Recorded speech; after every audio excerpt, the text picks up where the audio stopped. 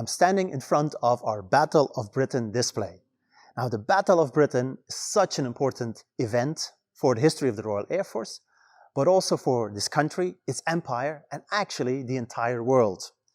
In the summer of 1940, Nazi Germany had conquered much of Europe, and Britain and its empire stood alone.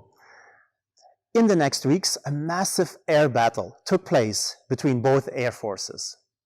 And the aircraft behind me was the main Royal Air Force fighter aircraft. This is the Hawker Hurricane. The Hawker Hurricane was the very first monoplane fighter aircraft of the Royal Air Force. It was a massive game changer compared to the biplane that it was replacing. So not only did it have a single set of wings instead of the double set, it also had a retractable landing gear instead of the fixed landing gear. And finally, the cockpit was now fully enclosed instead of the open cockpit.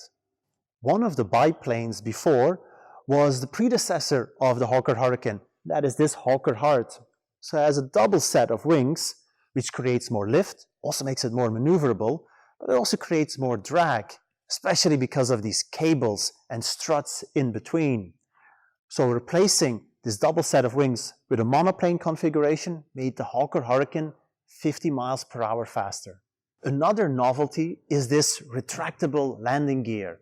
So the landing gear can actually retract into the wings, which made the aircraft a lot more aerodynamic. Now, as you can see, the landing gear is actually quite wide, which made it a lot easier to take off and land than, for instance, the Spitfire, which had a much more narrow landing gear. However, a lot of pilots who converted from biplanes to the Hurricane forgot that they had to retract and extend the landing gear. So quite often, they landed with the wheels still up. A final improvement is this enclosed cockpit. A lot of the biplanes in those days still had an open cockpit, and at these higher speeds, it could get very, very cold inside. So the pilots were a lot more comfortable with these ones. One thing that didn't change is what you see here. So these lines reveal the metal structure of the Hurricane, and covering it is canvas, quite similar to the clothes that I'm wearing.